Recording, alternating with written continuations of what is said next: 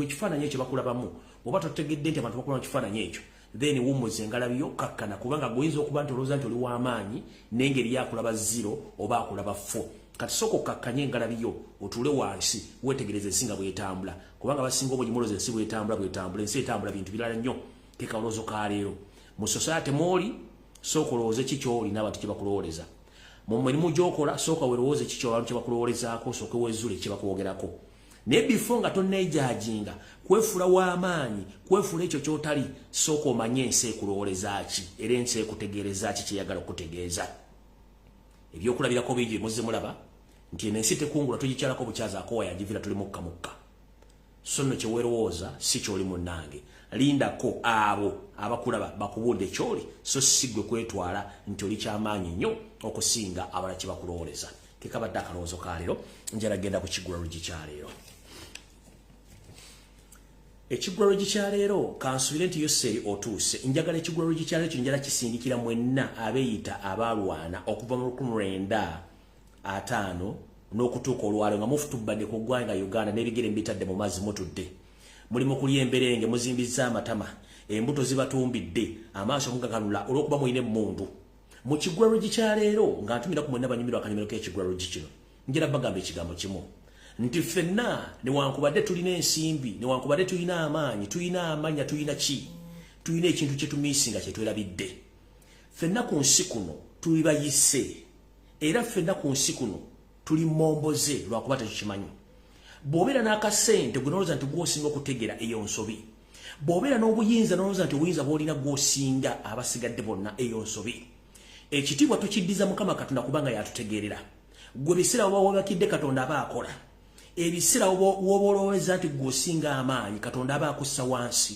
kati njagala Yoseriti bahabula otabasala mutano wa Karekezi nsi yaleeta Muzeyizedde ne bajjeno banno ne bannamagye nawe ali mu ofiisi afutubbala ku banno nolowooza nti gwasinga amaanyi n'okutegeera njagala owuliriza ekigula LUJJI kya leero kigenda kukubeerera kyangu nnyo okutegeera bwe tunaaviira mu vidiyo eno ng'otegedde wawe olina okugwa naki ky'olina okukola entandise bwetyo Yoseriti habulwa lutabaisira mutano wa Karekezi nsi yaleeta Muzeyizedde ensanga bisibe ne mukyalawo Janet Kembabazi n'abaana bammwe mwenna bwepo nammwe abakyalowooza nti emmundu ekyakola nabagamba nti amaanyi tegalya singa embazi yewaata nakigamba dda Museveni nti amaanyi tegalya singa embazi yewaata akatambi kano bali kajja ne bakasalamu ne bakabazanyira Museveni njala kutegeeza ekigambo kino ne basajjabo ekiseera kigenda tuuka ng'emmundu tekyakola ng'akoobuntu kokka ke kalina okutaasa nkiddamu Museveni obudde bugenda tuuka nga emmundu tekyakusobola kuyamba ng'akoobuntu ke kalina okuyamba naye akoobuntu okatyobodde okamazeebwa mu Luganda tugamba nti kyosiga kyokungula olugero luno lutegeeza ki nti gwe ekintu kyokola oba kyeweeyisa n'embeera gye weetwalamu n'ebikolwa by'okola bye bikuddira oluvannyuma ng'omaze okwolesa ebyo by'oyoleseza mu bantu ekivunula kiri nti Museveni nga bwe wajja mu Uganda nga bannayuganda baliwo omubiri ku lulwo ne bafa nkumuliitu abamu nakati essaawa zino tamanyikiddwako na buvo na buddo gye baaziikibwa engumbagumba zaabwe ziri mu nsiko era n'emizimu egimu gitambula gikaaba nga giroosa bannyinizo abalowoozesa nti abantu baabwe tebasobola kusomoka naye nga gwe Museveni ne banno mwe kanaaluzaala bwe nkugamba nti kyosiga kyokungula bw'osiga obukyayi ofuna bukyayi bw'osiga obutemu ofuna butemu bw'ofuna osiga omukwano ofuna mukwano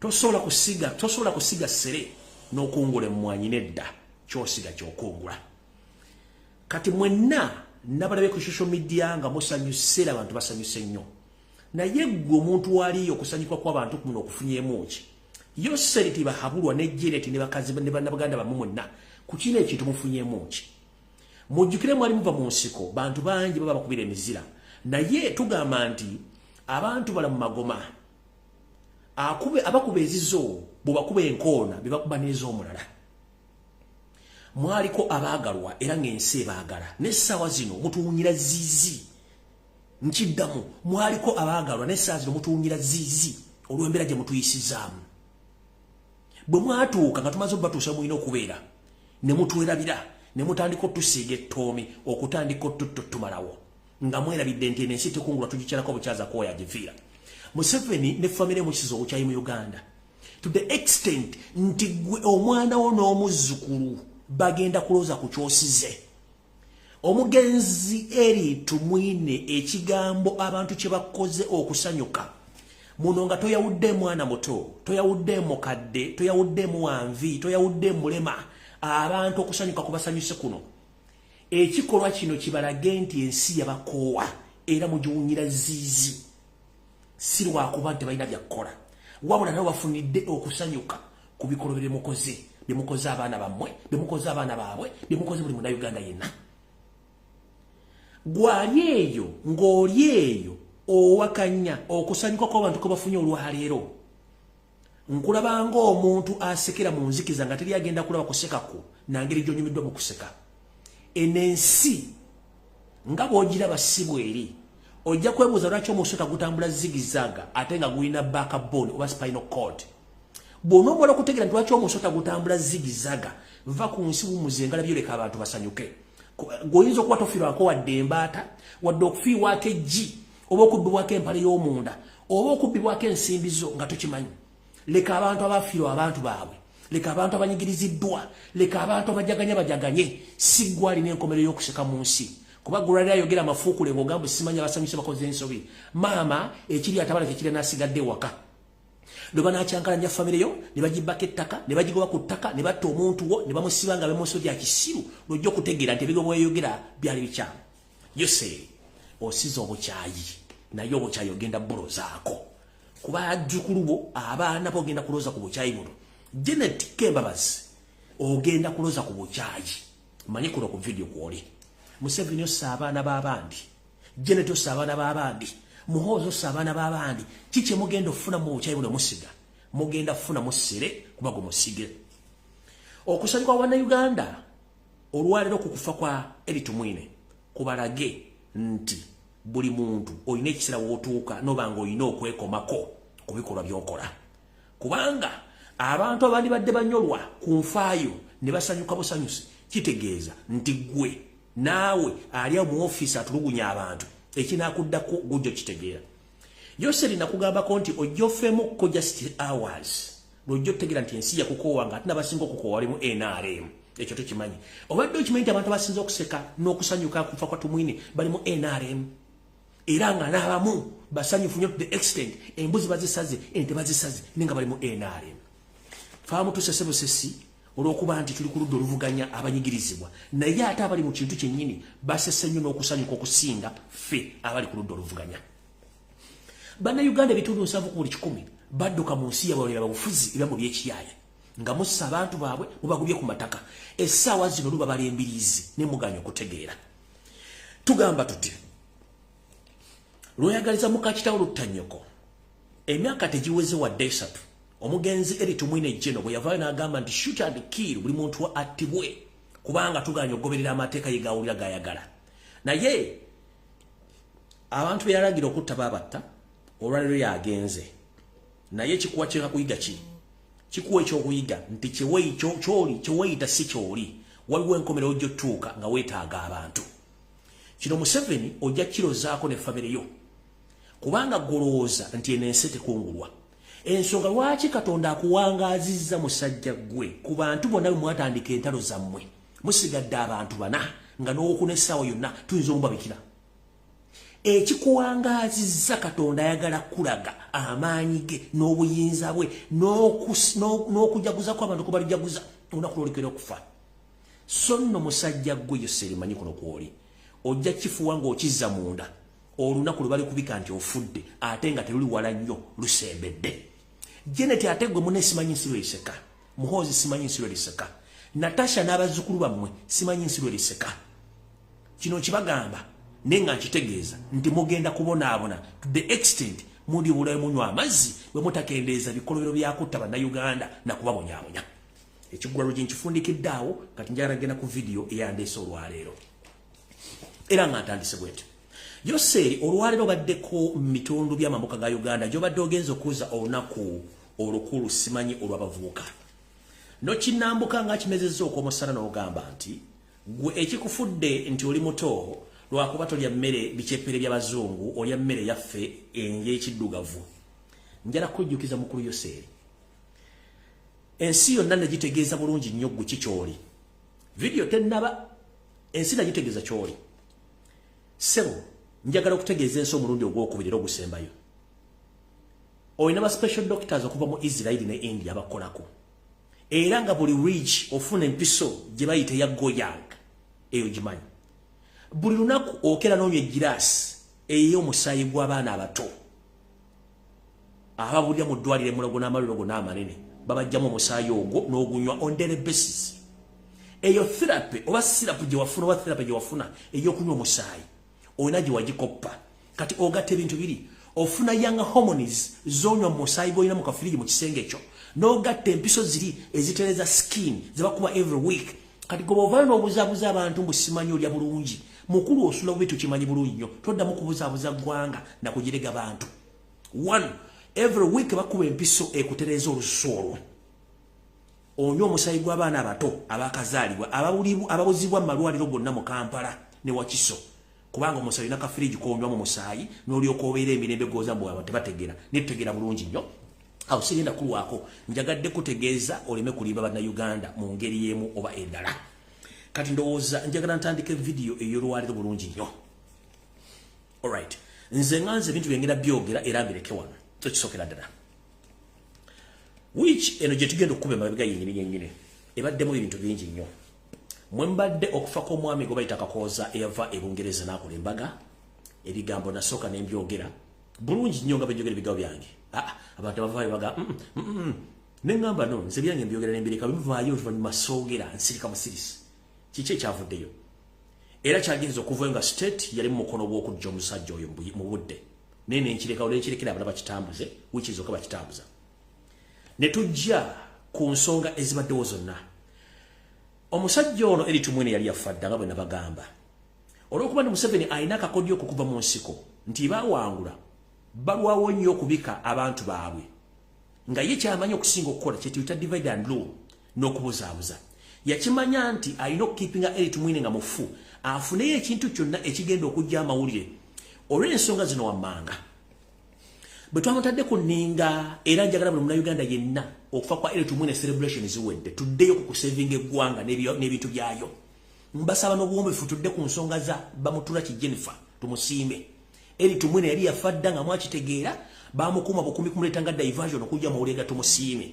ensonga enkulu zizino Museveni akimanyi bulungi nnyo nti omukyala Jennifer tumusiime bamutula ki talina mpapula zimukkiriza kubeera mu ofiisi eyo bwe twamukuba ne tumukuba to the extent information gye nasembiyo bawa nti empapula z'obuyigirize zaalina za mukyala Jennifer tumusiime era omukyala yali akola mu Uganda Airlines nga cooperative legal secretary bwe balaba amannya ago ne bajja batuuzaamu erinnya tumumutula ki n'aswearinga evidence kwe kuswearinga ekirayiro mu kooti nti okyusiza amaanyi oba oyongeddeko erinnya ne bamutuuzaamu bwe nazze ne mwabya Museveni yagenza okulanga kimulya kiyakoze n'alagira omulambo bagusumule guveeyo gujje kukola amawulire nammwe kimweyaniriza nnyo era amawulire ngakola ne tuva ku Jennifer bamutula ki the fact is omukyala tali qualified kubeera mu ofiisi eyo era ge mawulire ono yali yafadda ono dead man walking yali yafadda nga bagadde kuleeta diversion njala bagamba ensonga zonna ezo ono mugenzi twazimanya mufu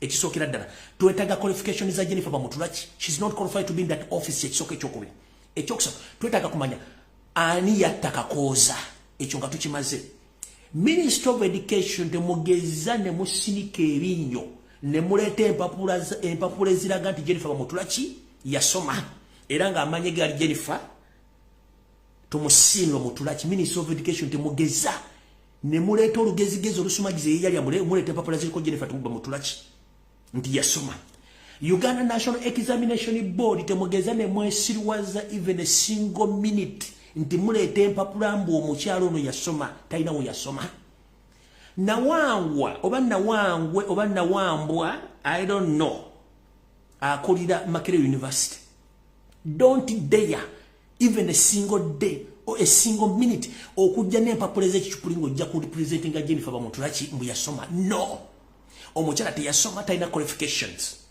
ekyo njagala ensi ekitegeere.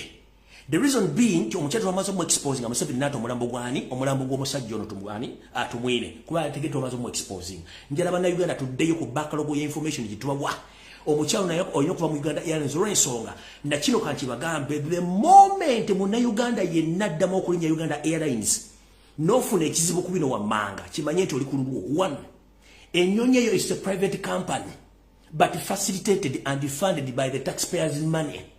Mumbere nchamu. Ekyokubiri, bw'ogula air ticket ng'eriko Uganda Airlines, eriko insurance company. Nti in case of any problem gy'ofuna ng'oliko Uganda Airlines, olina okuba nga okaupasetingibwa. Kati mbategeeza, omuntu yenna n'obulwako omugugugwa, oba ennyonyi n'ekrashinga eya Uganda Airlines, tosuubira nti insurance egenda kusasula. One, mukimanyi bulungi nnyo nti the moment insurance you insure anything, gwe yateekayo insurance package yo oba insurance claim yo, insurance egenda kunoonyereza nayo etandika okunoonyereza efuna akeekwaso lwaki tegenda kusasula. Insurance ke already emanyi nti omuntu addukanya Uganda Airlines akakiiko konna tekali qualified. Ekyo kimala bumazimu bafidde mu nnyonyi ya Uganda Airlines obutapasasula era ekyo insurance ekimanyi bulungi nnyo. Omugugu bwe gunaabula mu Uganda Airlines teri agenda kusasula mugugu gwo. Ennyonyi bwe neekrashinga teri agenda kusasula sente zo kubanga already insurance ekimanyi nti abaddukanya ennyonyi bali unprofessional teri agenda kusasula sente. So whoever book Uganda Airlines, make sure that you book at your own risk. It is a private company funded by the taxpayers' money. Secondly, the company is not well insured because the insurance knows that the operator of that all operators of that company are not qualified to be in that office. So insurance tasobola kusasula muntu wadde n'oku olw'ensonga ekimanyi abantu abali mu office bali qualified okubeera mu office okuddukanya kitongole kya nnyonyi. Mukitegedde bulungi nnyo. Kati mugende nga musugumbiza musibe tugenda kulinnya Uganda Airlines. It's a private company owned by Museveni's family. Nenge eri ku taxpayers money. Ekyokubiri abagiddukanya bonna bali unqualified. Insurance tesobola kusasula wadde omusolo wadde omugugu wadde air ticket ng'ennyonyi ekulose oba ng'ennyonyi ekrashinze mugenda kufiira bwereere. Ekisooka n'ennyonyi zennyini baleeta nnyonyi enkadde. Ekyo mukitegedde bulungi. CEO empapula zalina sizize nabagamye empapula za mukyala muta Jennifer tumusiime. Bali ba finding out mu history wa Uganda Airlines ani alina amanya galiko Jennifer ne bajula ngalio Jennifer tumusiime ne bateeka kiri ya mukyala mutulaki na signing affidavit n'alyoka atulamu. Essaazi no mukyala okumanyi yafunye pressure asula mu guest wing ya State House olw'ensonga nti public yagitidde eyinza omutuusaako obuzibu. I know right now Jennifer Bamutulaki, you're watching this video. You left your premises, you went to the State House for security reasons. We know. The state came out said that you are outside the country doing research on the company. It's a lie. You were in the State House and they were hiding and cooking all your you are in the State House guest wing with the state. They are trying to prepare the Minister of Education, UNEP and Makerere University to see how they are going to get all the papers so that the day when you go back to the Kosase committee that you are qualified but you are not. Tojja kubuzabuza banda Uganda. Chekyalesiza omulambo gwa tumwine others tumwine yali afadda nga n'ensi yakimanya. Kati akakodyo Museveni akakozesa nnyo okuleeta diversion okujja abantu ku mawulire kubanga njagala tuddeyo tubuuze omukyalo n'eri abaana bangi basomye nenga tebalina mirimu. Bana batasoma ate batola bate ebifo bya government okutwala omusimbi guno gwonna omungi. Ekyo nno sigenda kiwaako njala baga nti yabadde diversion kuba omusajja yali yafadda. Era mukitegedde bulungi nnyo nti omukyalo ne saa zino waali ali mu State House Entebbe gye bamukwese. Era Makerere University, Minister of Education, Uganda Examination Board, UNEB temugeza n'olunaku n'olumu ne mufuula nti mugenda kuteekawo ekintu kyonna ekireeta empapula z'omukyalo oyo teziriiwo. Era nategeddeko nti oluvannyuma olw'exposinga omukyalo ono abantu ba family y'omukyalo ono nannyini empapula original kubayita kuno omukyala wa NRM MP ali mu bitundu by'embale mu Babetali wa Nyoto yabadde mukambwe nnyo okuba nti ekyama kino kyavuddeyo nga teyadde amanyi nti bakozesa family member okuba nti empapula ze bazikozesa okuteekamu omukyalo n'okuba ng'akola. So mukyala Lydia wa Nyoto njagala obeere bulungi kuba eni tukimanyi abamafia mwena basinga obungi empapula zammwe zitankanibwa teziriyo mu bitabo kati mujja kubeera bulungi temugeza ne mutusuliwalirako nga muleeta omukyalo oyo musemanya akola mu Uganda Airlines ayina okuresigninga by all means kubanga tukimanyi bulungi nnyo nti eno Uganda si abajjajja mmwe tulina ogiteekamu abantu abali qualified okubeera mu offices. Mukitegedde bulungi nnyo kati ndowooza njala genda ku information gye mwagala okuwulira obulungi. Information gye mwagala okuwulira obulungi yeruwa. tutandise bwe tuti.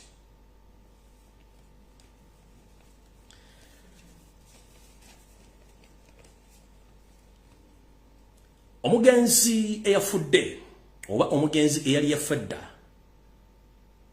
Geno kansoke mmalo kubeerawo kansoke mmalo kumumpe mweda chikemu nsokezeewa ebintu bino ndoza mbyetegereza bulungi.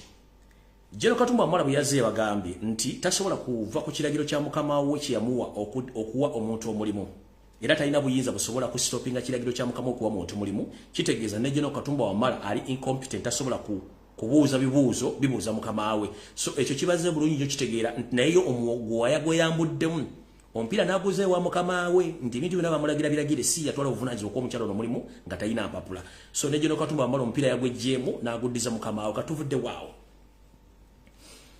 Alright, kati tugenze ku mugenzi Eritu Mwine. Omugenzi Eritu Mwine eyali yafedda ne bamuleeta okujja omulambo gwe okubuzaabuza ensi.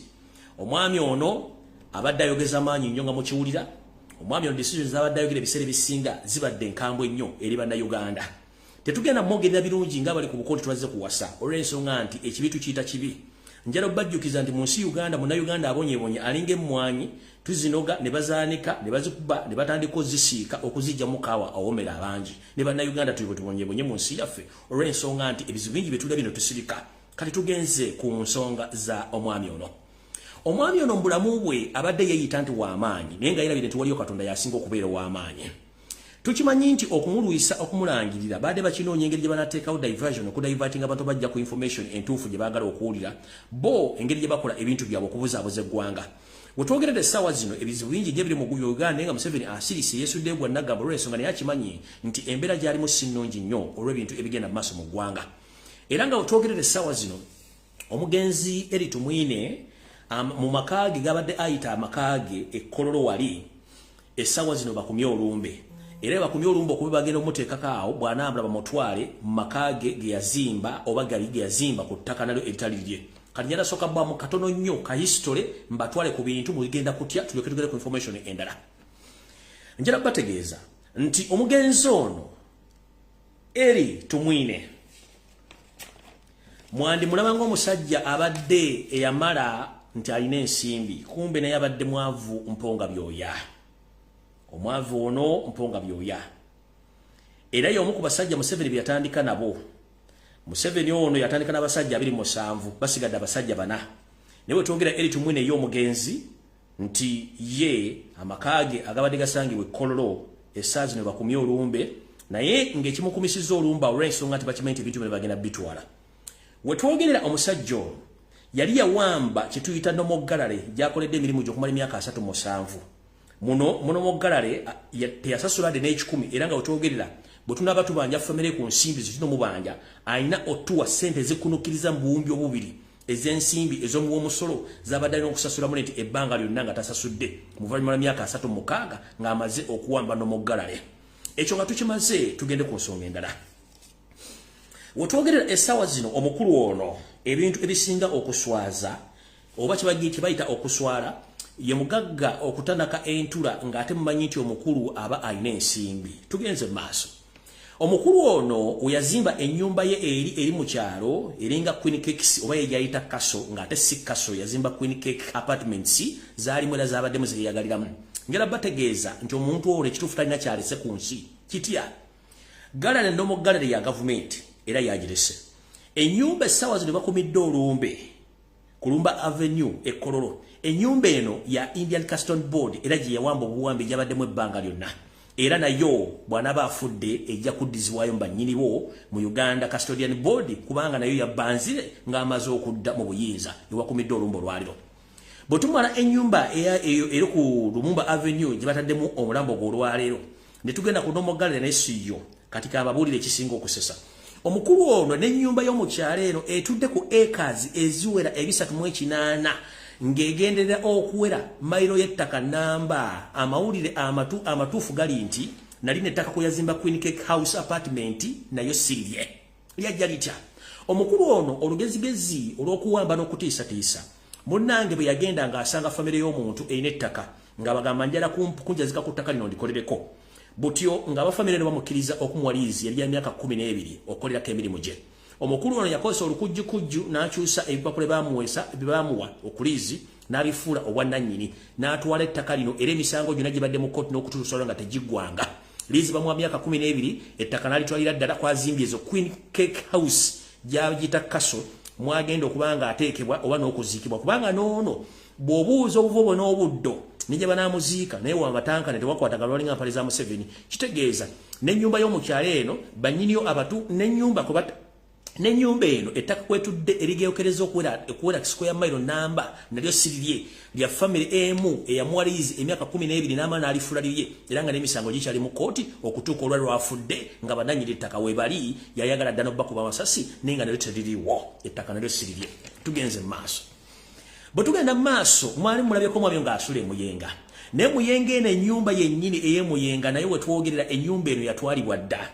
ennyumba eno ey'emuyenga gyabeeramukko munnange yalazaamu kuba bwe zimala omukuba omwami ono n'abanga yeewola ensimbi okuva ku mukulu gwe bayita Bagale Kirumira eyamuwola obukadde 5 gye buvuddeho katono mabega kokko bw'amuwola obukadde 50 omwami n'afeeringa okusasula ensimbi zino ensimbi zagenda zirinnya ne zigejja ne ziremererwa omugenzi okusasula ekyavamu Bagale n'amugamba njagala ensimbi zange ne zimulema okusasula Bagale kye yakola ng'omuntu omutegeevu n'akwata obusente obulala obutonotono yambalira ng'obwobunyeebwa n'abumuwa n'amugamba kati ennyumba njeetaaga olw'ensonga nti bbanja likulemye okusasula butyo n'ennyumba ye muyenga Bagale Kirumira n'agyeddiza ku musingo nti yamuwola ensimbi n'agano zitwala kati wetwogerera essaawa zino omwami ono ku bintu byonna byabadde akaanira okulaga nti w'amaanyi talina kintu kyalese mu nsi we tubagambira nti muve ku nsi mulabe endabe mudduke n'ennyumba y'emuyenga yennyini Bagale Kirumira agitwala teyagibba bubbi yawola omukulu eno ensimbi ezamulema okusasula butyo n'alimu okusasula ensimbi zino Bagale Kirumira ennyumba n'amwongerayo ku ssente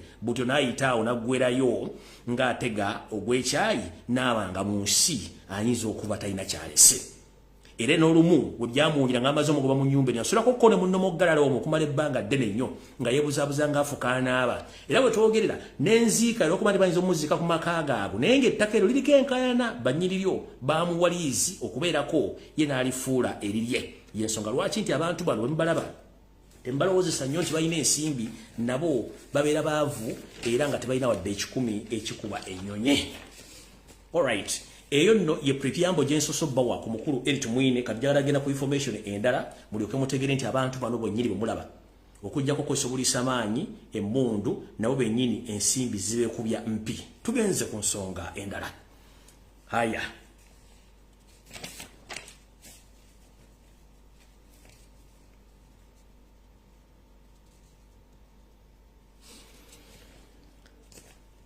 kansubira nti yoseri kwoli kuno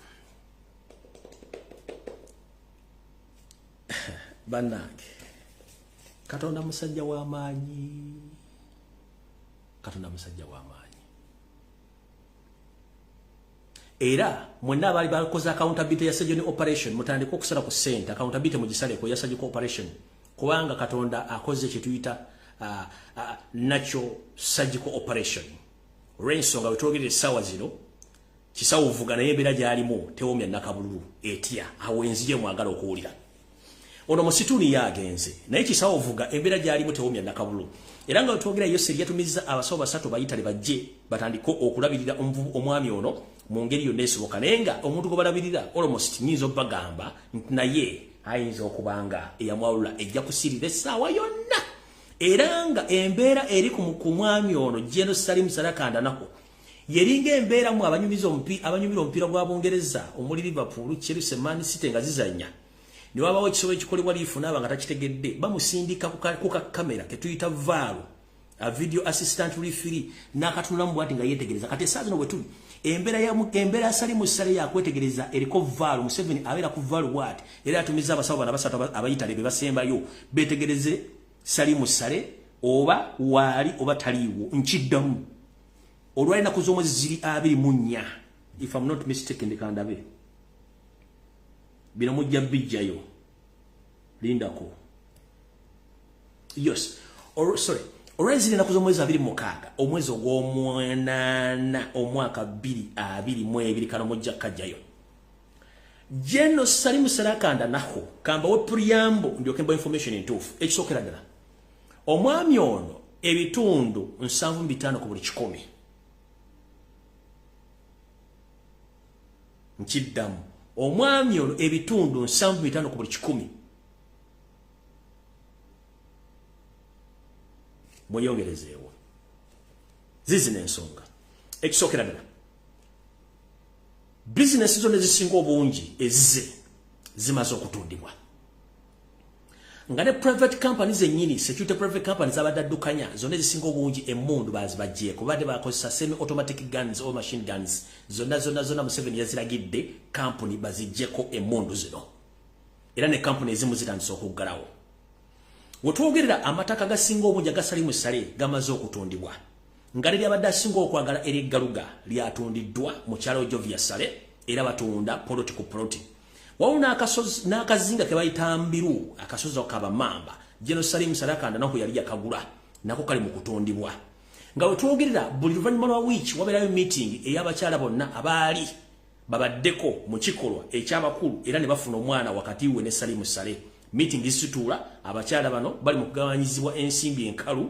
n'ebyobugagga ebya Jerusalem Sale kitegeeza takyasobola kwesalirawo era nga video assistant referee bwe yasindisa abasaba na basatu bajje betegereze essaawa yonna nkiwadde okuvuulala mu mwezi guno ogw'omunana ogugwako wetutuukira mu mwezi ogw'ekkumi nga referee tamaze gamba nti kanya wali mujja kumpita mulalu nkibagamba naye ngono Center referee yo seti babula otabasala mutano wakarekezi agenda kumekinga sure akifuula kizibu nnyo video assistant referee okumekinga sure obutawa decision nti omusajja ono avuddewo nkiddamu 75% Jerusalem Sarakanda naho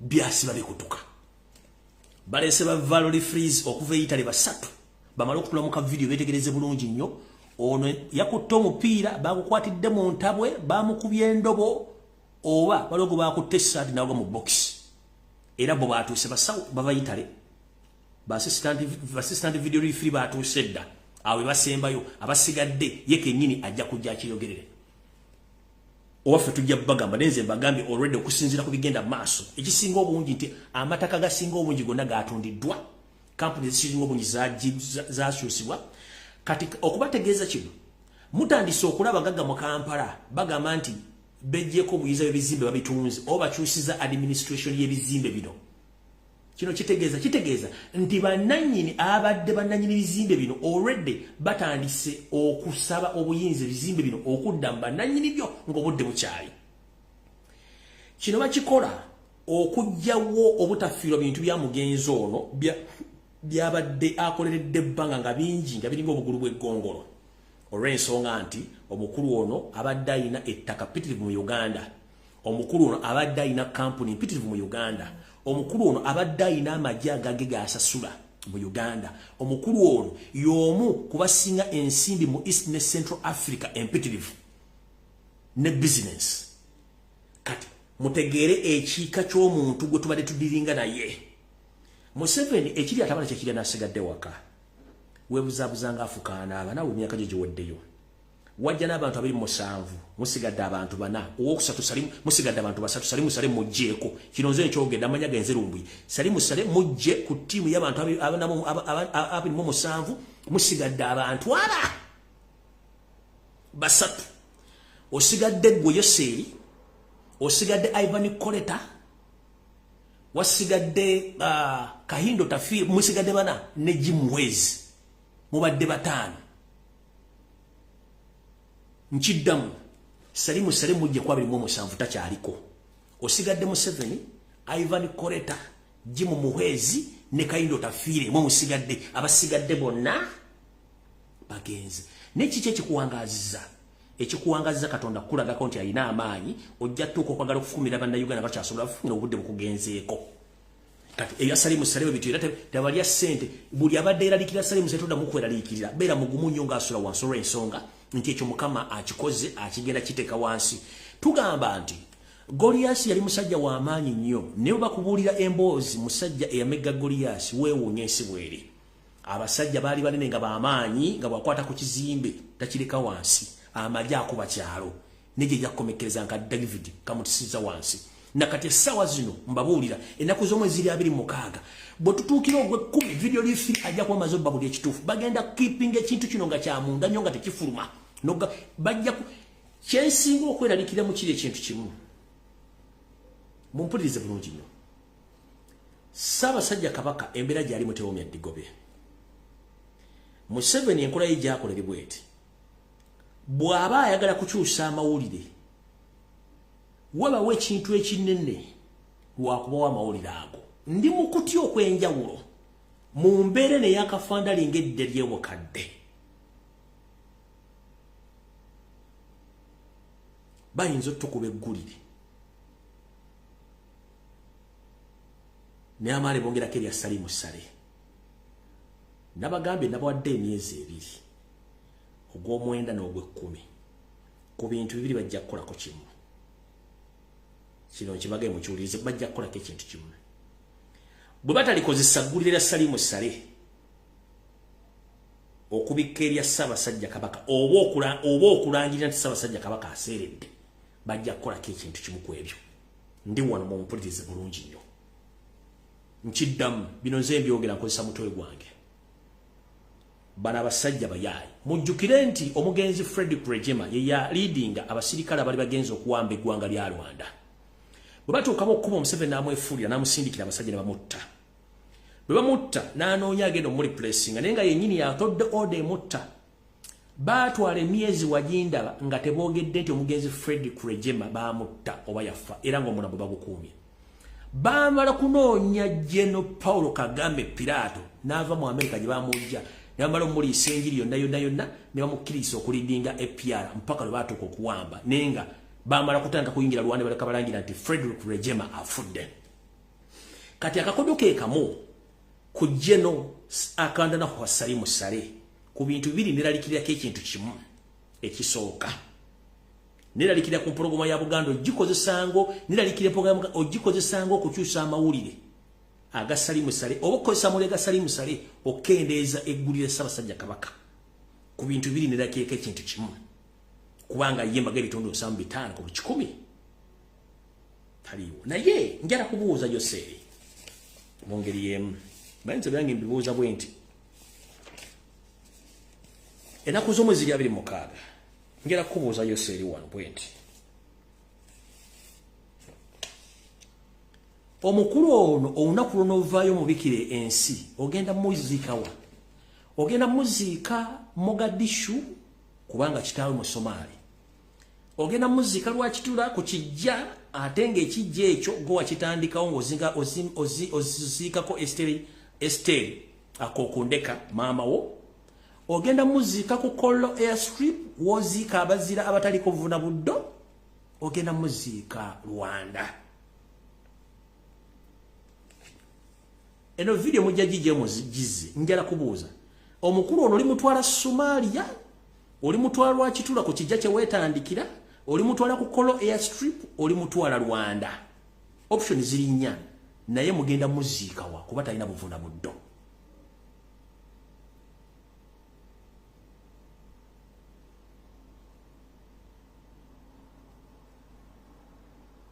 kale botyo njala kugamba Museveni obudde bwo buweddeyo naye kyolina okukola kiri ekintu kimu nze ngambo ojja kwetondera banna Uganda bw'oba oyagala oba toyagala kubanga toyina budde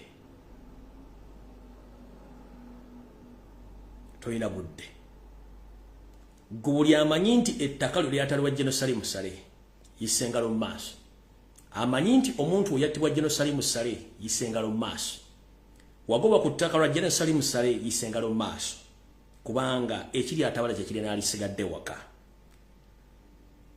kino nkibagamba nga nze nkyogera abasajja basatu abasembyeyo okuleetwa abayitale bazze kutunda mu ka video kulaba kiki ekituufu ekisembayo kye bagenda okuwa eggwanga naye mbawadde emyezi egi ogw'omwenda ogw'ekkumi n'ogumu batakyogera ate nga balina kye bapulaninga ekinene wajja kubaawo ekitono wajja kubaawo ekirala kye bagenda okukola naye nga mbategeeza nti omukulu oyo naye we twogerera tasobola kwogera wadde okwesalira okugamba ekintu kigambo kyonna nti akyasobola okuwa order lw'ensonga nti ebintu ebisinga obungi byonna bamaze okubikuŋŋaanya ne bannamwandu abasinga obungi baali bafunanga meeting n'okuleeta abaana b'omusajja ono okubayisa mu kiti kya scrutinizing oba okunoonya ani yaani before its too late.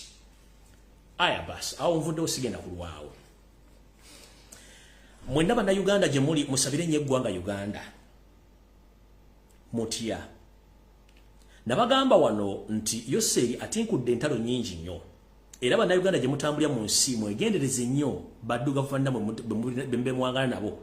Naddala bali mu nsi ez'enjawulo. Naddala bosinkana agwa abantu abakongo mbegendereze nnyo. Balina obusungu bungi nnyo ku bannayuganda. Bw'osanga omuntu w'Omusudani mwegendereze nnyo tomwengeejinga. Bw'osanga omulundi tomwengeejinga. Bw'osanga Omunyarwanda era naye nga Muhutu tomwengeejinga. Bw'osanga Omu Ethiopia tomwengeejinga. Reason being Yoseri abadde yeebuuzabuzanga afukaana aba. Nabave ne bagamba ano nti yatinkuula olutalo lw'ettiguli era yabadde asasula abayeekera baayo. Njala tegeeza ensi yonna n'essanyu lingi nti eggwanga lya Ethiopia litandise okulya obuwuka era nga litandise okuva mu mbeera likooye akamanyiro akasumagizo eyalira.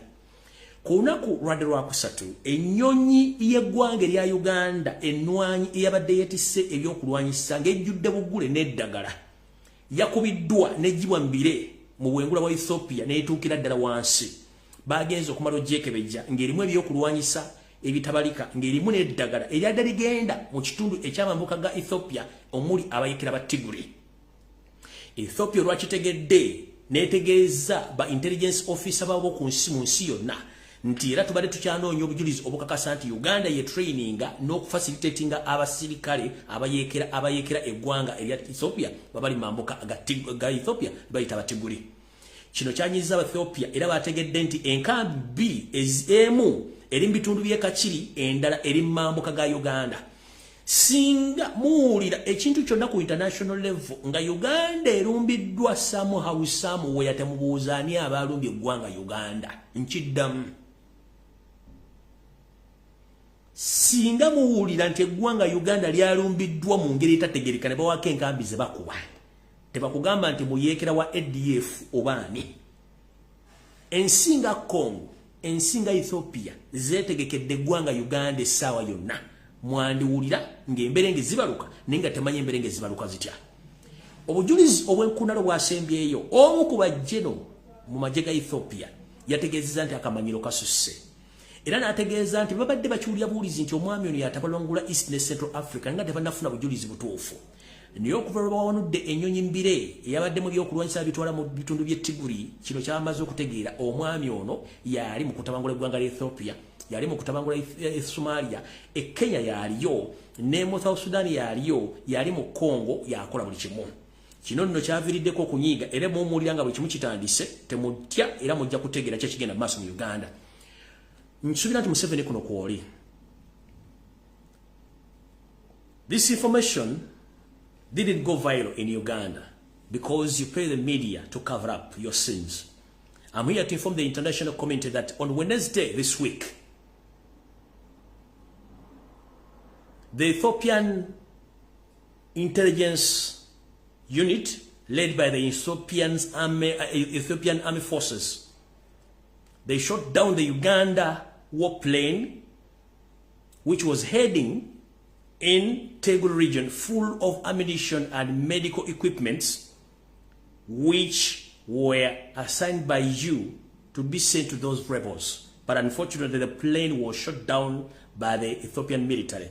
That is enough confirmation to show that you are among the people who are facilitating the Tigray rebels to destabilize Ethiopia. Ngenze maso. Akonkamazi. Ngenze kuge Kenya.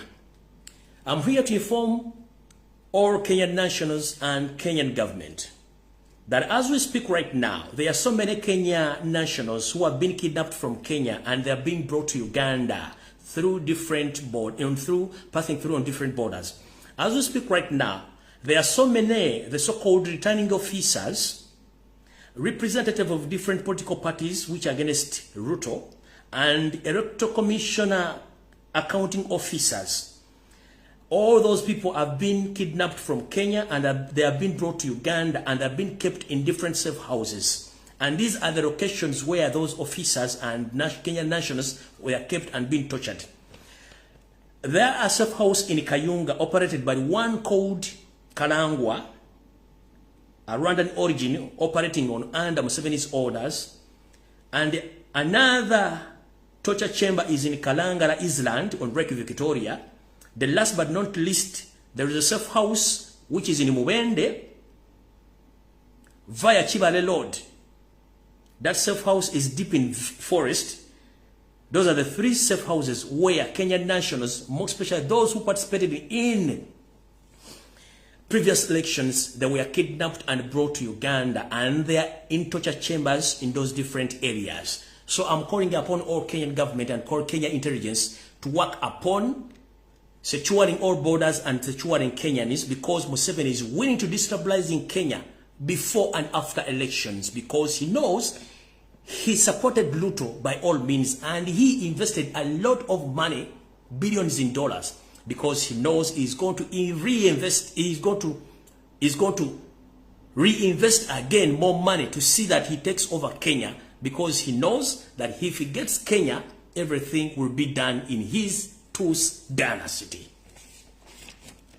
Before I go ahead, I need to play this video to the entire world to get to know who is Rio Museveni.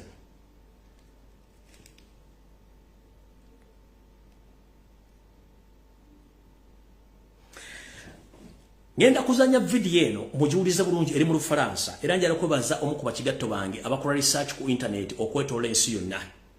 Ya zudde video eno ng'omusajja ono omukulembeze wa Congo awa obujulizi ku bintu Museveni bye yali apulaninga ne munne Pirato okutwala eggwanga lya Congo okukola kye tuyita dynasty. Omanyi muwakana nnyo.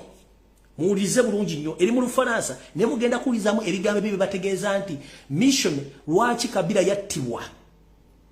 Era lwaki bajjako mu buto baleeta Kabila ate Kabila n'amana yattibwa ne baleeta mutabani waabwe ani amale bamwefuulira kubanga bano balina mission taking over Congo, basaleke ekitundu batekewe eggwanga lyabwe bagifuule dynasty. Mugenda kiwulira bulungi video eri mu Lufaransa ndyoke ntandike okubabuulira biki ebirala bye ngenda okubabuulira olwaleero.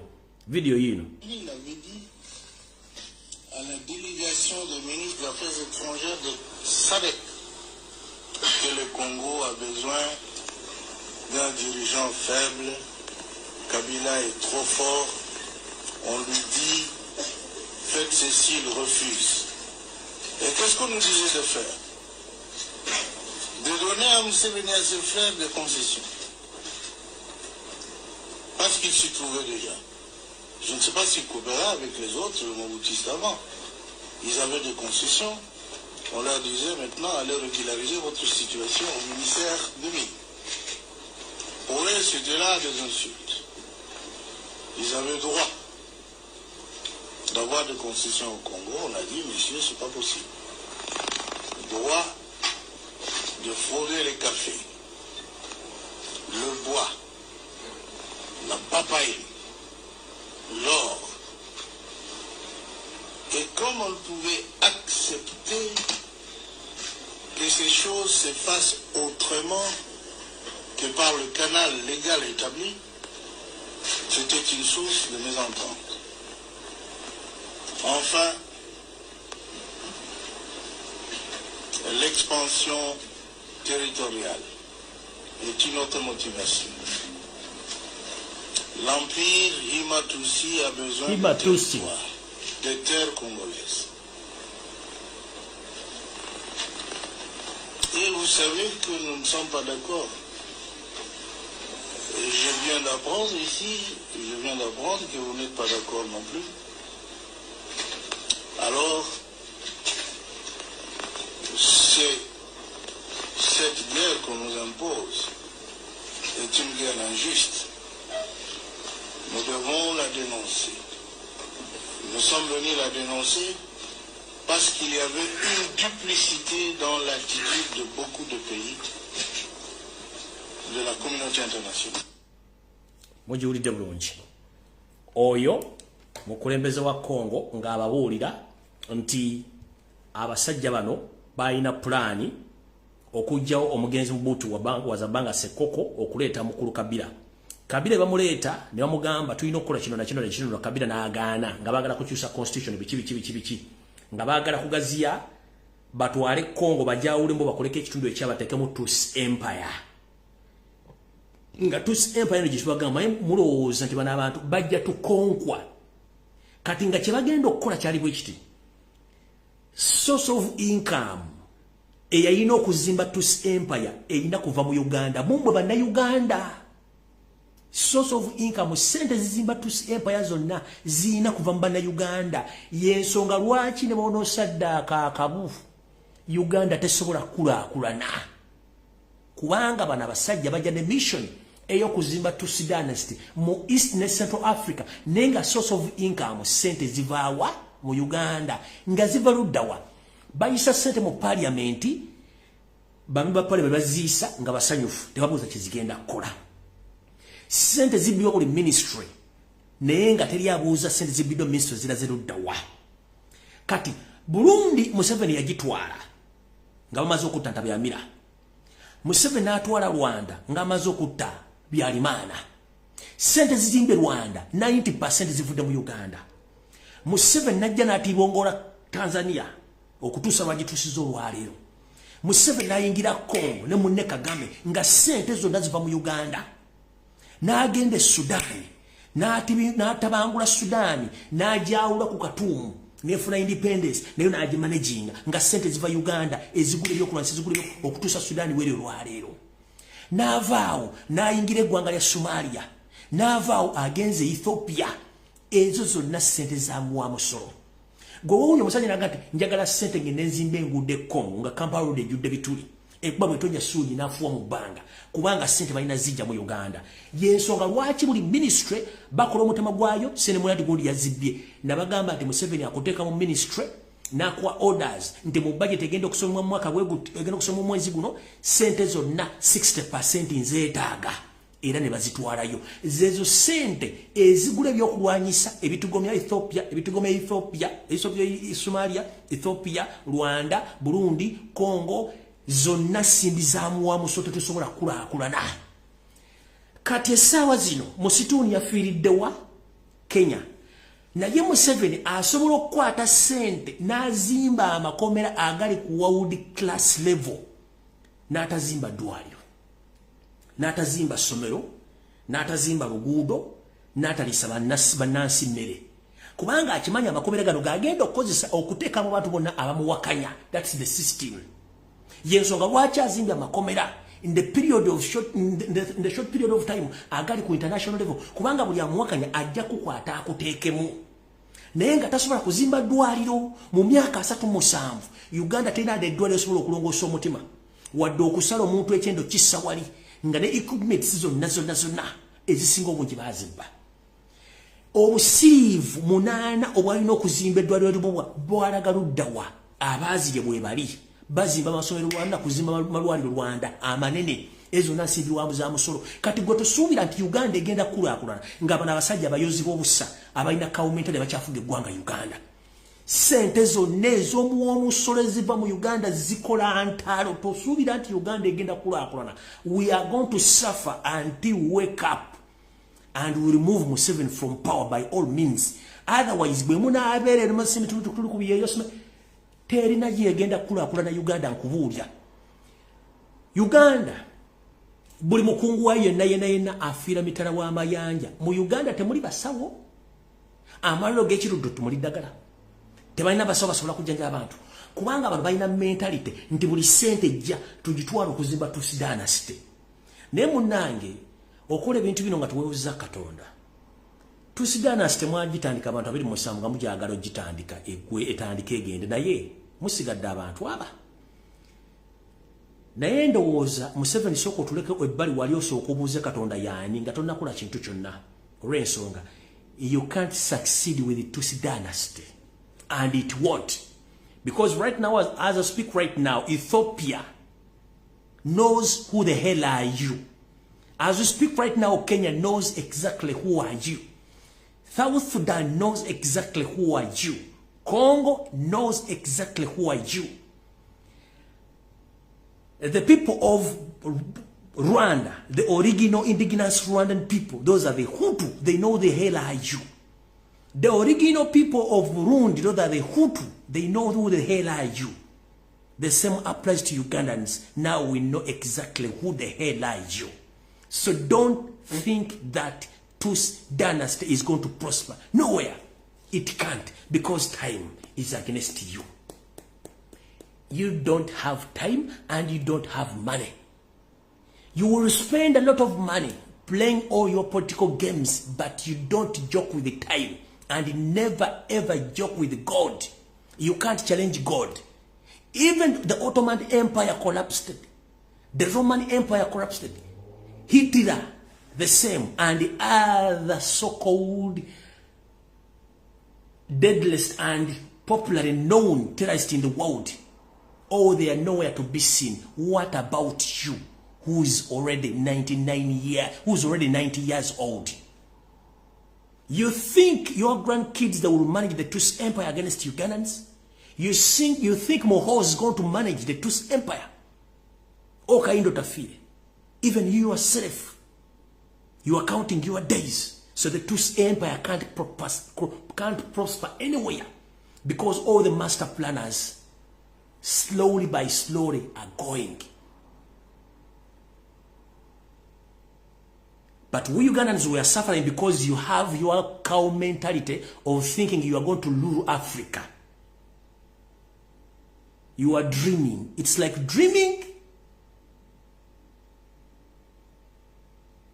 during day.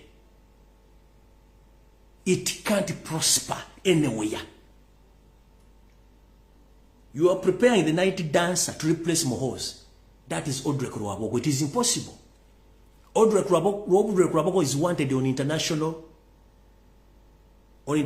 crime against humanity. The same applies to Mohos. Is wanted by International Criminal Court. You yourself, you wanted by International Criminal Court. And all people who working with you, they are wanted by International Criminal Court. So how I don't see how your Tus dynasty is going to prosper. Nowhere. Because even now the economy has already crashed. You don't have money. You are trying to push Kenya so that Luto becomes the president so that he can finance you. Which is not easy because Kenyans know exactly how much money invested in Luto in return, because you know that the moment Luto becomes the president, is going to refund you all the money. Which is impossible. So Mr. Wewe muzeko budde tolina budde. Kati bana Uganda mwana abadde Yosumaindi wa NRM ojagambiza. Bana abasajja si bana Uganda kye kisooka. Ekyokubiri, ensimbi zonna Uganda zekoze emyaka zonna gibadde mu kintu kye bayita okuzimba empire eya Tusi.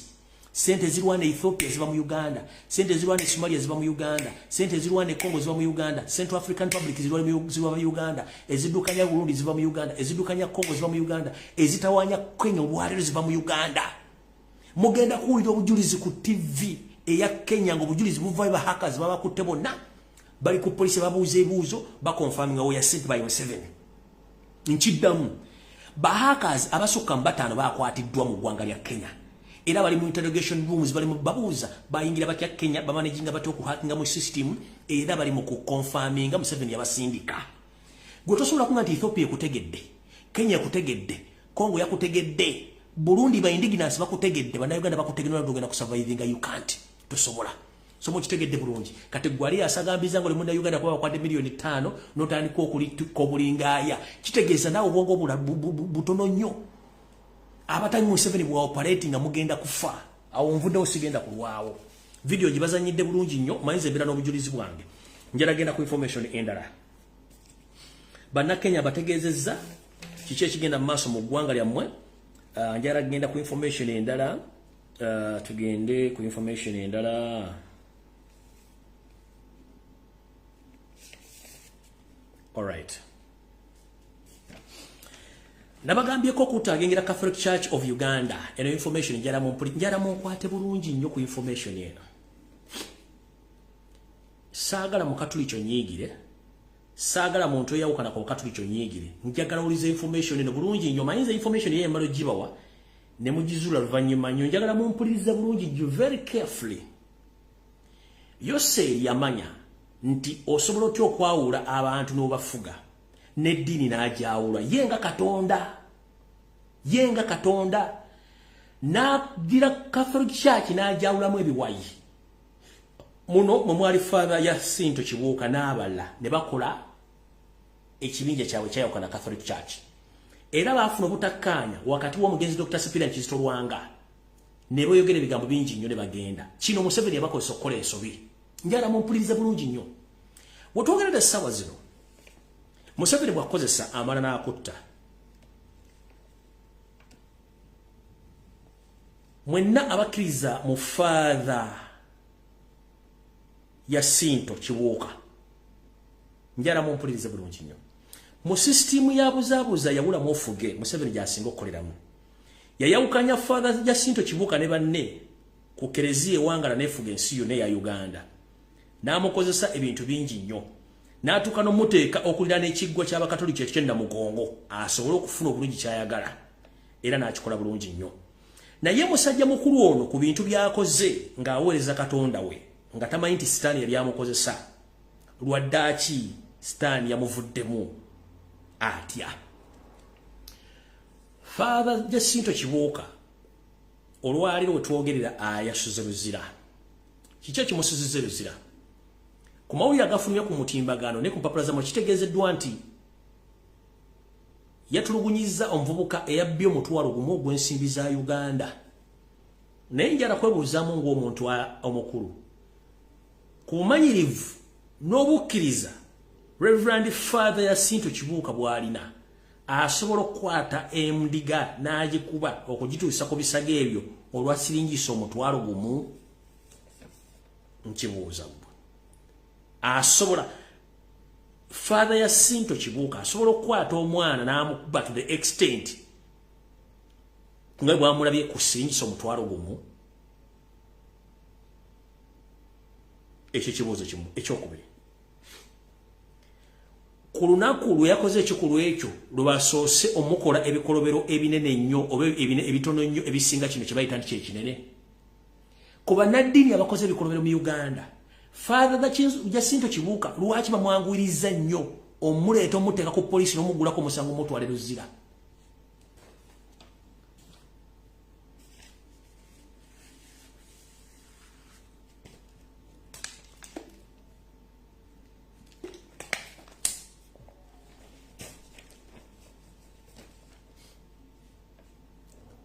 Doda taliganyira siyaga abaana ebukuumi emisango New Vision n'egimira Museveni n'agimira ejja nagomola naye olw'okuba nti state agent bakyamukozesa baakimira ne Father Jacinto Kibuuka omusajja Omuganda sisobola muwakanya nti yakikoze ekikola kya kuba mwana naye kibadde tekimutwazisa mu kkomera yensonga lwaki nabaga Museveni akukozesa n'anoonya ekintu kitono nnyo ng'ayagala gwe kujjako oba kwejjako n'akufuna n'akuteeka waakwagala bino bigambo byange nganze Father Jacinto Kibuuka wonna wooli Mukama akukingirize naye Mukama wo eyakwawula ku kanisa ku Kereziya wonna wonna yakuvuddemu era w'onoova eruzira n'otuuka n'okomawo nga wagenda Mukama akingirize wandiba nga wagudde mu katego k'omusajja kaabadde alinda obwedda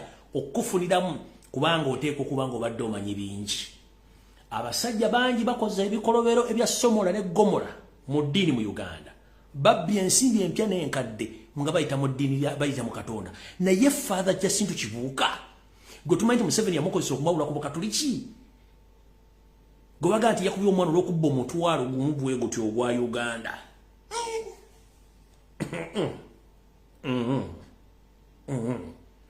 sigana yinza okuba yamukubye kyate kimutwalisa mu kkomera Father omulamba oba omubulizi w'enjiri omulamba ku bikolobera abasajja n'abakazi bakoze mu ggwanga baganda mmwe abakyali n'empulukutu z'emisota nga zigenda n'amiggomeka mujja kutegera engeri Museveni gy'opaleetingamu nga nzibu nnyo amala kutta n'owooza omusiru yanzise naye nga it's too late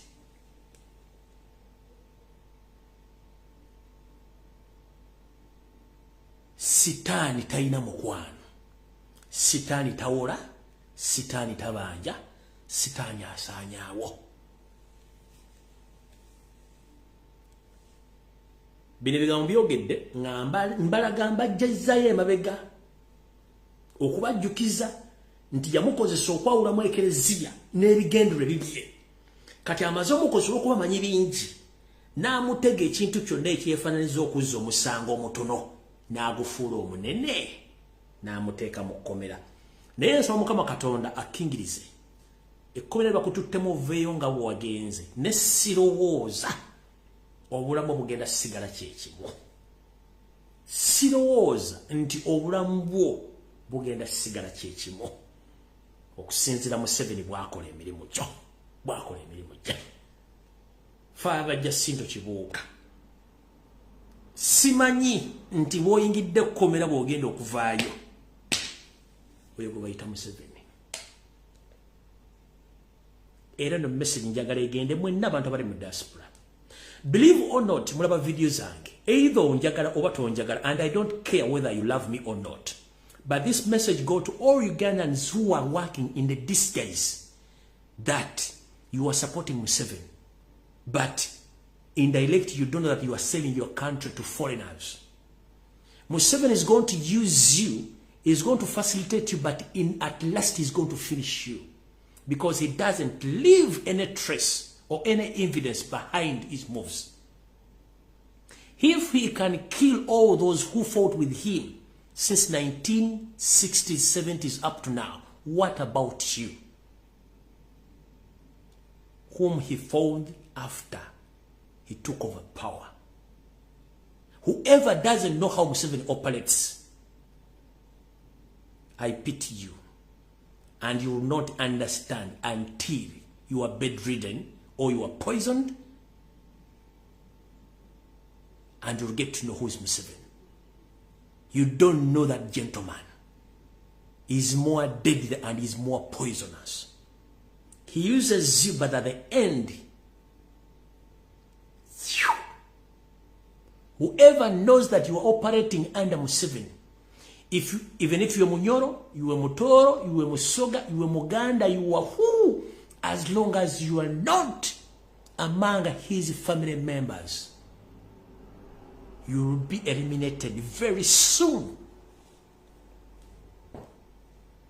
Kino kidda. Buli amanyi nti okolerayo seeri ng'oli munnansi mu Nakabala akaseera kagenda tuuka agenda kujja okuba taleka bujulizi mabega. Olaba tabanne be yavalawo mu nsika 27 naye ate ggwe. Olaba yatta kitaawe Kalekyezi n'amuziika ne ku ntaana tamanyi waali nga yamuwa abasajja bagenda bamuziika mu disposing ng'akweka identity ye. What about Gamulengejja Ssaalo ng'okyali Spita Mayiga Wasaanya?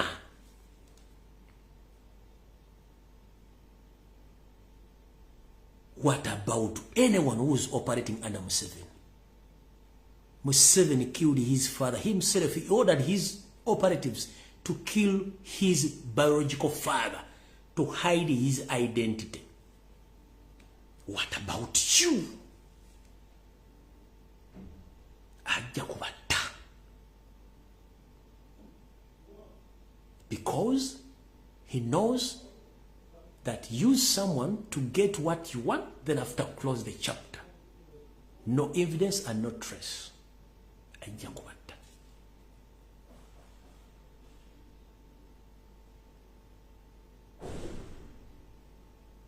Ajja kubatta. Oli mu America oli operative muli ISO agent under disguise. Museveni ajja kutta. My brothers and sisters who resides in European countries, America and Canada. One time Museveni said, I will diffuse all those who oppose me in diaspora. Have trained and have sent my operative. But if I may ask one question, who knows those operatives? What if your wife or your husband or your friend or your sister or your relative is among those operatives? He said it openly. That I know in diaspora people opposes me. But I'm going to train my operative who are going to diffuse. People oppose me in diaspora. Who are those operatives? Have you ever seen them? So whoever in diaspora working under Museveni and those who are against him, if you don't know those operatives, please take my words. Take other people's words seriously. When we give you security alerts, please wake up. Don't neglect the information because you don't know how Museveni operates. He's more lethal than Satan.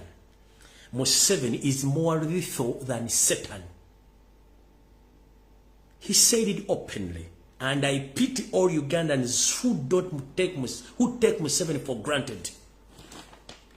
When Museveni comes out publicly, the only thing which I like on Museveni is he doesn't hide his actions. That's the only thing which I like on that gentleman.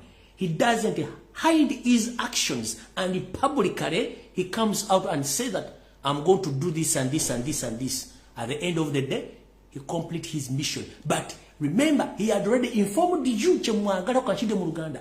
Ekintu kyenjagala ku Museveni kiri ekintu wachi. Alinga musezi akugambe suwani ngenda kulira ku bantu bange. Kati gwamu dautinga. Notatola byayogedde ogenda kufa. Yagamba obote yakola ensobi okulumba olubi n'okuba masasi. Waliwo engeri nyingi nyezo okusanya Obuganda. Kozesa Abaganda benyini bawe ssente. Kyali mukola yakyogera openly. Kyali mukola kati notunula embaata zivuma Lumbuye zitambula zogera ebikikinike kakabaka nenga ate yagamba I will use Baganda to destroy Uganda. That is what exactly he's doing. Nagamba I will crush the Baganda. I will crush the Baganda. Mufenga Baganda. Achigambi openly. Nogano chiteka mbongo nulabaga kazi simanyize na muddu simanyize na musoke batambula bali magome sibu tugenze kulaba katikiro wasanyaga mulengejja ne the man said I will crush Baganda and I will reuse Baganda. Ni batambula ne nakugamba what? I know so many people in diaspora they don't like me, they oppose me, but I will diffuse them and I will send my boys to do that work. Tomanyi mukazi wo mulimu gwakola, tomanyi muganda mulimu gwakola, tomanyi ani bo tomanyi oba opala bya sindika. Netuwa information emuddawo ne monigira. Mina baje gitika nnyo oyikubayita Museveni. Akugambe ekintu kino ngenda kikola n'akikola. Muje mutasobola kukola. Ekyo kimumanyiko kyokka eranze. Ne wabanga agenda kwogera saa musanvu gw'ekirombeerako I watch him. Nempulize rugwe bina byayogedde ne ngamba agambye bwati kitegeeza ki. The moment you get attention, no full attention, no notinga, you will survive. But if you don't note Museveni's speech, you will not survive. Yagamba, you see this Mutebi, maybe chibi. I have been having problem with these culture leaders, and I know how to deal with them, and I will deal with them. See what is taking place. Ekintu achikugamba open the point blanka mu gas. Naga kinongera chikola. Noga alabika asanga sebo oyo musajja ekigambo kyayogera abakitegeeza tatamiira tanywa mwenge takuba ndongo buli wayogera ekigambo abakitegeeza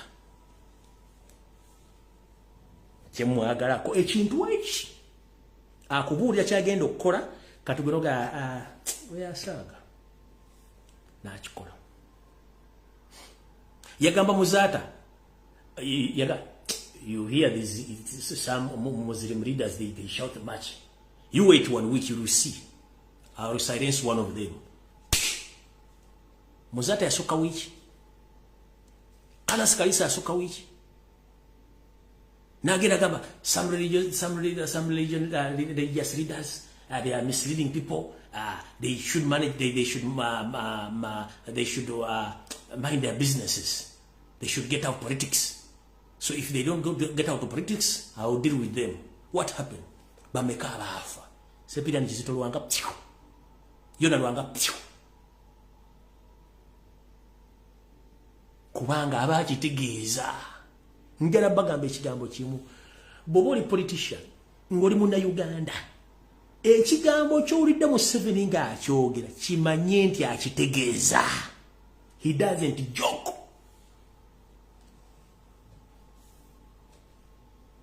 If you are to survive in Uganda, you have to listen and to watch that gentleman. Buli kigambo ky'ayogera bakitegeeza. Our crush Baganda. Abasse.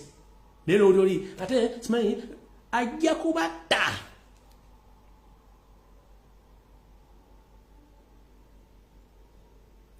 Ayogera openly. Video muno kyazina. Kamalo banonyeza wane mkumjoke malize information yange wano. Linda ko wano mbazanyiremu wano bazikyalimu wano archive yange. Wano yabagamba bwati kano mukamanyi yabaganja bazanyira video ezimu joke mbajjukiza. Wano yagamba bwati. Everybody would now settle down and forget about alternative arrangements for Uganda. There would be no alternative arrangements for Uganda for a long time to come.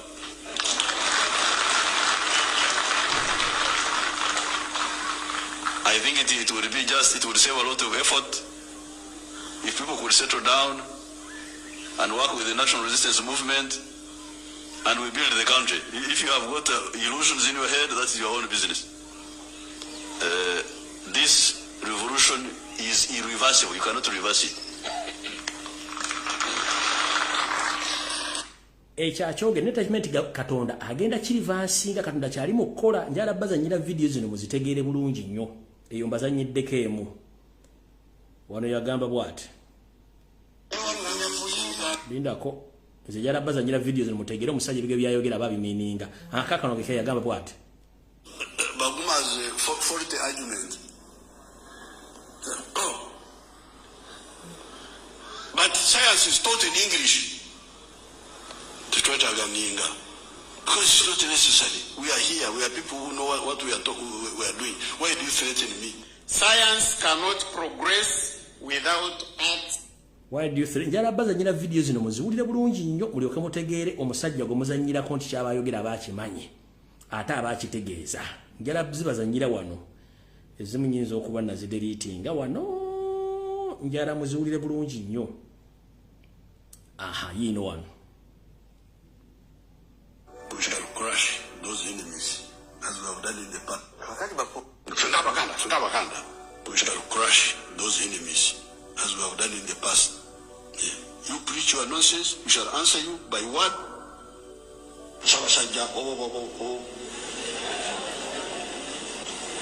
When you say this,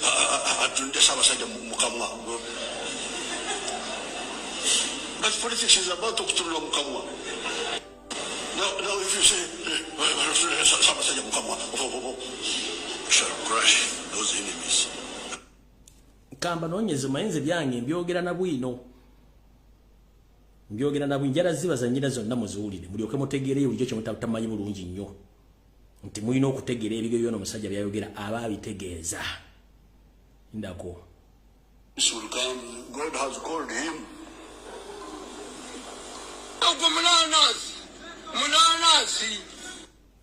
Ndako vako munanasi. Vako munanasi. Vako munanasi. When you hear my son's name, Mohozi, when he was born, I said, now I have got somebody to avenge me. That's what his name means. Now that I have got a boy, this is the one who will avenge me in case I am something wrong is done to me. Mohozi, the clan, was the one revenging. Yagamba mutabani we wakuwolera ngatta akola ki. Njala bazanyira video zino kuba njagala bawe ekyokulabirako mutegeere nti omusajja ono bwaba ayogera ekigambo kuva mu nsiko nga abyogera. Lindako muwulire kano kaddako. But what is killing everybody? The peasants, the working class, young children. So on the side of human rights, the repression of Amin did not go as deeply as the repression of Obote. Njala bazanya muddeyo mutandika okola obutabi ono musajja mugatte dene mujja kuva ku nsi mutandika okutuuza amwengalabi zammwe mutegeere ki ekituufu omusajja ono kyaba ategeeza. Buli kigambo ky'abayogera aba akitegeeza, takola nsobi. Ezimu zimanyi mujja kukola ki? Mujja zira bulungi nnyo, mujja zira. Njagadde bazzaako buzabega, buli kimu aba akitegeeza ky'abayogera. Buli kimu aba akitegeeza ky'abayogera bulungi nnyo. Lindako njala baza nyirano ku bulala. Mutegere nti omukulu ono bw'aba ayogera ebigambo bye abatasiika binyomo, kati gwali eyo agawumbidde ng'olowooza mulina muntu, ono si muntu. Lindako mbala okulaba wano.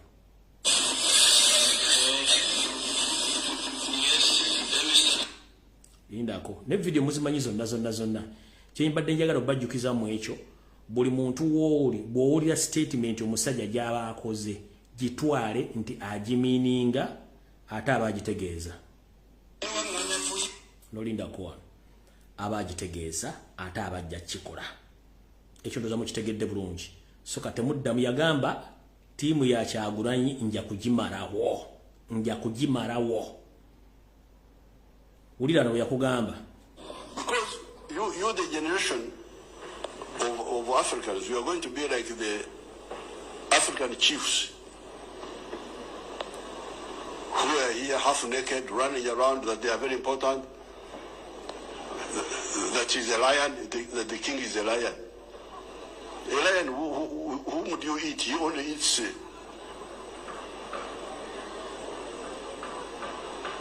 why don't you eat the imperialists who come to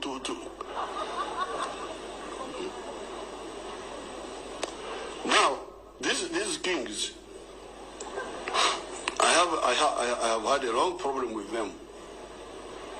Because remember, your ancestors were here. In their ignorance, we were all right. We were here with our small kings. In Ankole there, we had a small king. But the Wanyankole thought he was a great king. He was Robambansi, the control of the whole world. They thought that Ankole was the whole world. Robambansi, Mugabe Nyakusinga. So we had these little kings here. Here, Karagwe, Buganda, Bunyoro, all these little kings were here. They didn't know much, so you can't blame them. But the problem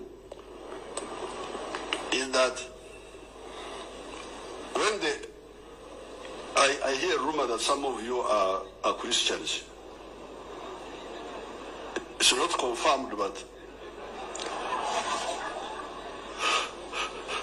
there's some rumor that now if you are Christian all right. Like me, awusagala balwisaawo njagadde bategeeza kigambo kimu mwegendereze nnyo omusajja ebiga byayogera aba bitegeeza talina statement gyafulumya nga tagimanyi nti ajoogedde aba agimanyi bulungi nnyo era n'ekyokukola aba akimanyi kati gwali eyo nga weebuzaabuza ng'afukaanaaba ojja kitegeera nti ng'obudde bukuweddeko tokyalina budde. Saagala bamalira budde bungi njala bagamba ekigambo kimu buli munnayuganda wooli wonna weesibe bbiri oba oli mu diaspora weesibe bbiri oba oli waka weesibe bbiri mujjukire omusajja ono yakugamba I will crush everyone who doesn't believe in me. But naye yerabidde nti Katonda alina obudde bwe bwagenda mukurashingiramu ekyakyerabidde kati gwali eyo nga gwolowooza simanyi ndi mu diaspora nina akatabo ka pink nina aka red nina aka blue nga tugamba ne Wesley gwa nagamba tumanyi Museveni bw'operatinga nkosaasidde njolo kubaza abantu mwenna ababadde abali mu Europe abakoze omulimu ogw'enjawulo okuba nti musobodde okuba nti mulaze mayiga nti ebintu byonna byakola akola bya bwereere mwe bali nnyo mubalire ddala abategedde era njala okuba akalango kano nkongereyo abantu bagenda onaku rencha eriyo okwekalakaasa mu ggwanga erya Amerika mu kibuga Boston Waltham Commons ku saa 6 mpaka saa 11 ez'olweggulo. Mwenna emikwano gy'Abaganda n'Abaganda mwetaagibwa ogenda nga musobole okubanga muteekawo okukalakaso kw'emirembe nga tusaba oba nga tudimaninga Ssaabasajja Kabaka agende afune obujjanjabi. So buli muntu yenna asobole okugenda okuba ng'ali olunaku lw'enkya olw'omukaaga. Ennaku z'omwezi zigenda kubeera 27 essa 6 ku saa 11.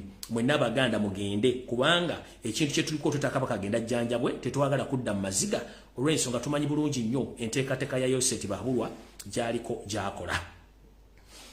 Nakano akalango kagenda eri mwenna abageye. Kino ekirango ekyenjawulo. Ssentebe w'abageye tudde e Busujja omukulu W. Alex Kasujja ategeeza abageye mwenna abaana n'abazzukulu okwetaba